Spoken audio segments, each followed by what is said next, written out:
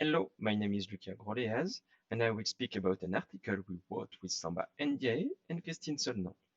The article aims at solving the group cumulative scheduling problem using an algorithm which combines CPO and AICO. First, I will give some introduction. Then I will describe more precisely our problem. After that, I will speak about the additional complexity brought by the group cumulative constraint. Then I will describe more precisely our algorithm which combines AICO and CPO. And finally, I will give some conclusion. Our problem consists in a set of jobs which must be scheduled on a set of parallel machines. In the example, there are 9 jobs, and we must schedule the jobs on 3 machines. Our goal is to minimize the sum of tardiness of every job. In the group cumulative scheduling problem, the jobs are partitioned into groups. Here there are 4 groups: the yellow one, the blue one, the pink one, and the green one. Then, once we have a schedule, we can say that a group is active at a time t, if and only if some of its jobs are started and some others are not yet ended. For example, at time 5, there are 3 active groups: the blue one, the yellow one, and the green one. The blue group is active because job J8 is started and job J6 is not yet ended. Now, the group cumulative constraint ensures that at all time t, the number of groups that are active at that time t is lower than a given limit denoted L. Here, for example, the maximum number of groups that are simultaneously active is equals to 3, and this maximum is reached at time 5, for example. The main contributions of our paper are a constraint programming model for the group cumulative scheduling problem, an experimental study of the complexity brought by the group cumulative constraints, a theoretical result, which is the following one. If you have the sequences of jobs on each machine, then it is NP-complete to find start times that respect the group cumulative constraint. This result is important because scheduling problems are often solved in 2 steps. In the first step, we find a sequence of jobs on each machine, and in the second step, we compute the start times of each job. Then what we often do is to take a job into sequences and we try to move it elsewhere in the same sequence or in another sequences. But now, finding a valid schedule if we have the sequences of jobs on each machine is an incomplete task.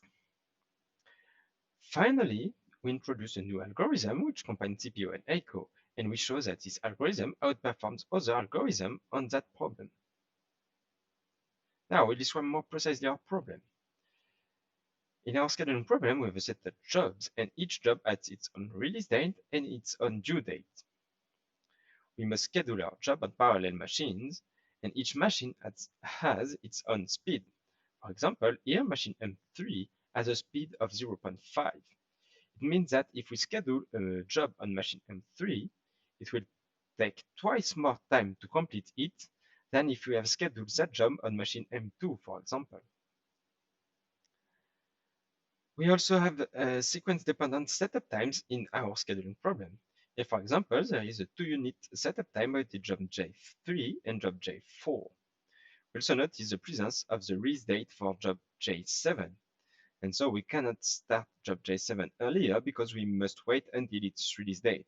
This is why we introduce an idle time between job J8 and job J7. Finally, our goal is to minimize the sum of tardiness of every job.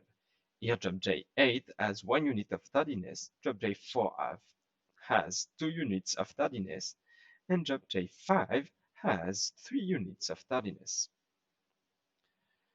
In the group cumulative scheduling problem, the jobs are partitioned into groups, as I mentioned earlier, and a group is active at a time t if some of its jobs are started and some others are not yet ended. Finally, the group cumulative ensures that the number of groups that are simultaneously active at any time t is lower than a given limit denoted L.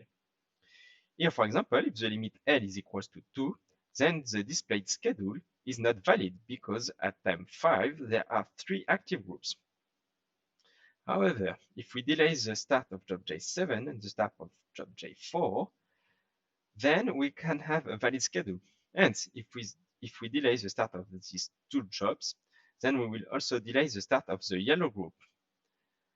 And now the number of groups that are active simultaneously is lower or equals to 2, and so this schedule is valid. We'll show that the group cumulative constraint brings some additional complexity to our scheduling problem. Scheduling problems are often solved in 2 steps. In the first step, we find a list schedule, which is another list of jobs on each machine. Here, for example, we say that job J4 must be the first job on machine M1, and job J6 must be the second job on machine M1, job J9 must be the third job on machine M1, and so on. And job J3 must be the first job on machine M2, and job J2 must be the second job on machine M2. Then, once we have our list schedule, we compute the start times of each job. However, the complexity of that second step is not the same if there is a group cumulative constraint or not. If there is no additional constraint, then it is polynomial to compute the start times of jobs, which respects the list schedule and which minimize the sum of tardiness of every job. We just have to schedule each job as soon as possible. However, if we have a group cumulative constraint, then it is NP-complete to find a valid schedule which respects both the list schedule and the group cumulative constraint, even if there is no objective function. Therefore, in the example, we can notice that when we will start job J9, there will be 3 active groups. Indeed, the yellow group will be active because job J4 will be started and job J7 will not be ended. Or the same, the blue group will be active because job J6 will be started and job J8 will not be ended. And finally, the green group will be active because of job J9. And so we can conclude that this schedule cannot lead to a valid solution. However, finding such conclusion is NP-hard in the general case. This result has a huge impact for local search-based algorithm, because what we often do in local search-based algorithm is first to compute a list schedule, and then we try to take a job and move it elsewhere in the sequences, and then we compute the start times, and we observe that if the move has improved the solution. But now, computing the start times if we have the list schedule is a NP-hard task. In order to show that this problem is NP-complete, we use a reduction from the path-width problem. Here's a description of the path-width problem. We have a connected graph denoted G, which has a set of nodes denoted N, and a set of edges denoted E. We also have an integer denoted W. The question is, do there exist a sequence N1 to Nn of subset of N which verifies the 4 following points? First, each node must be in at least one subset. Then, if we take an edge in the set of edges E, then there must exist a subset Ni which contains the 2 extremities of the edge. The third point is the following one. If we have 2 subsets Ni and Nk with I lower than k, and if there exists a third integer j which is between I and k, then all the nodes that are both in Ni and in Nk must also be in Nj. And finally, the fourth point states that the number of nodes in each subset must be lower than the integer w. Here is an instance of the path-width problem. In the graph, there are 5 nodes and 6 edges, and the maximum number of nodes in each subset is equal to 3. Now I display a solution to the solution for this instance of the path-width problem. There are 3 subsets of nodes.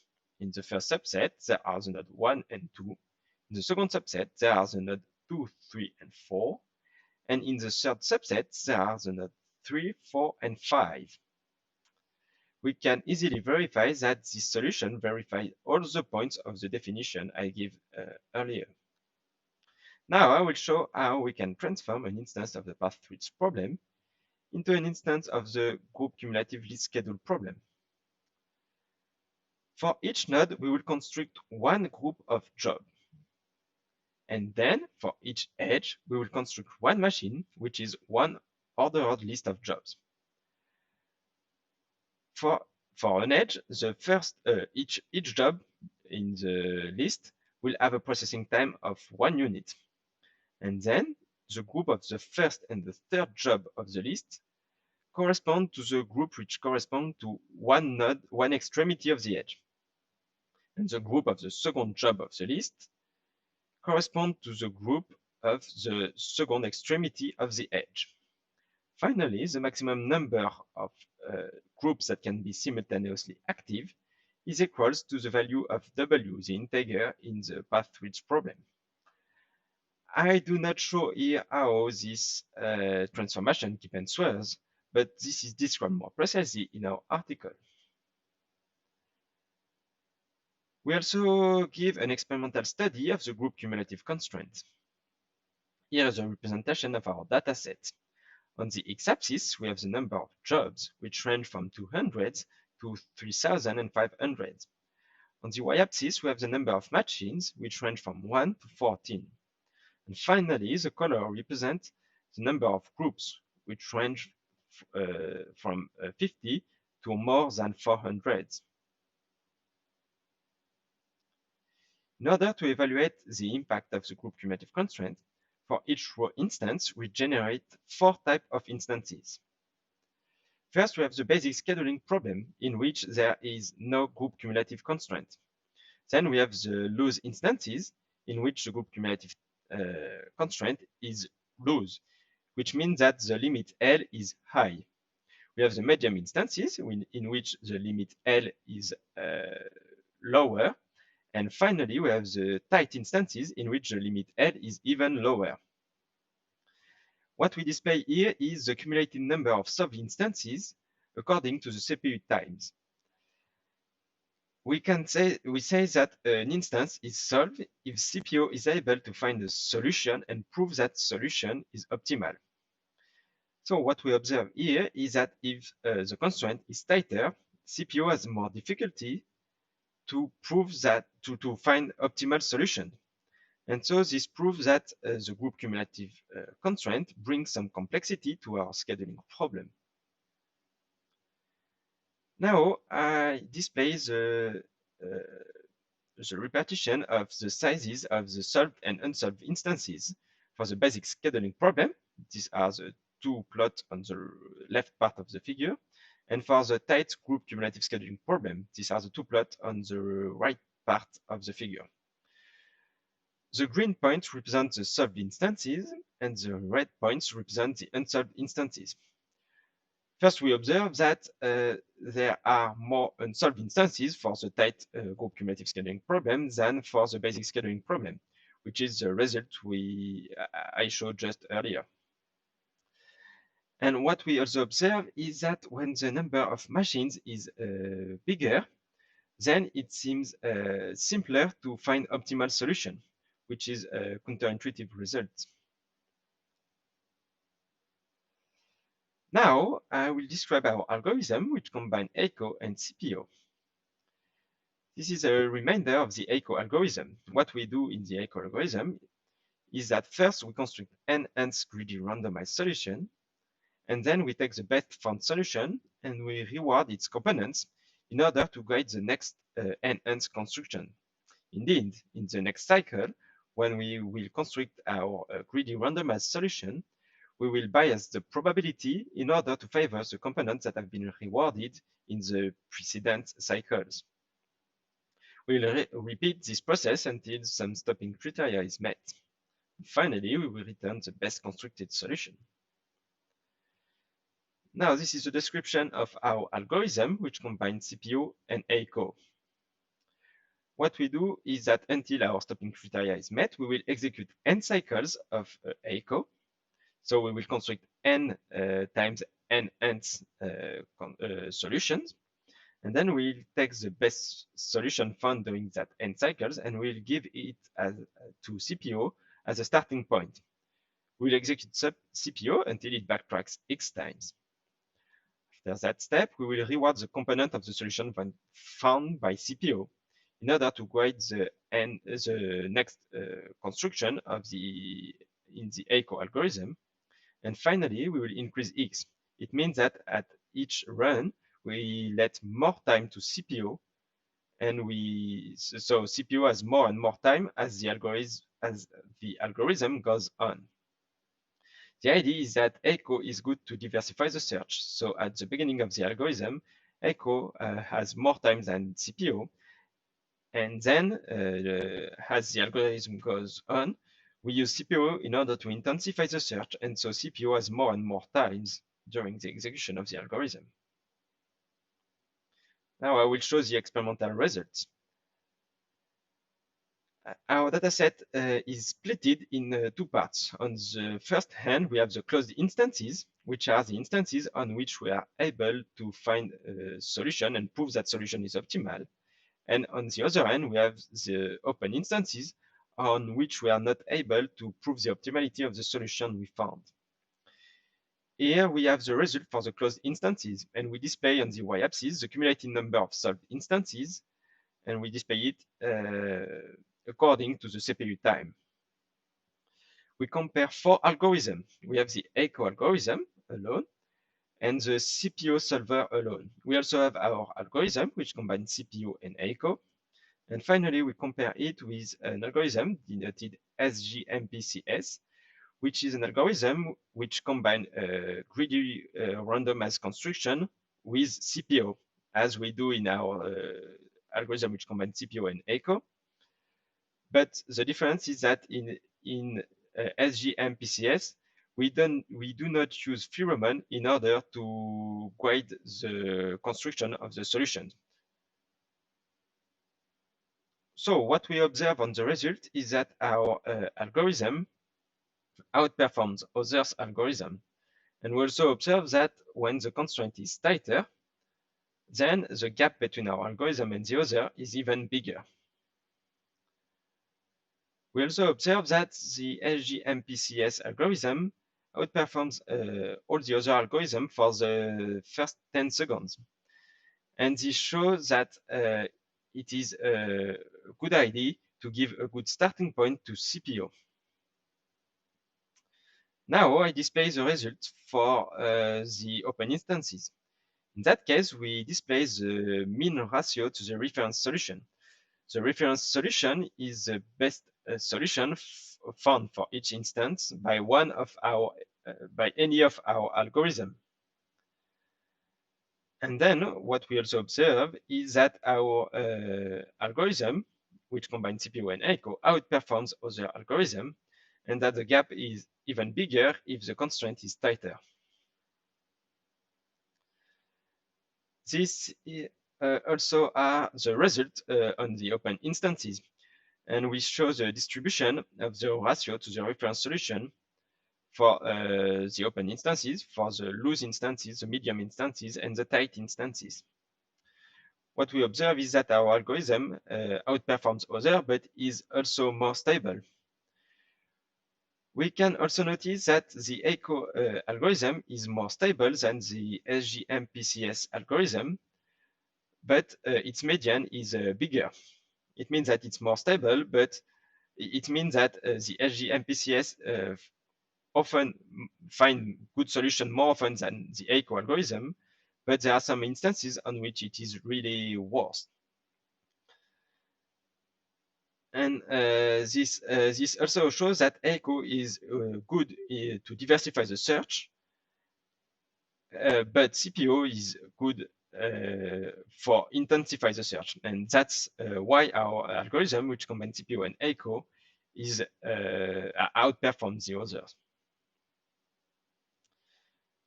Finally, in a conclusion, we can say that the group cumulative constraint is challenging because it makes reasoning on a schedule NP hard.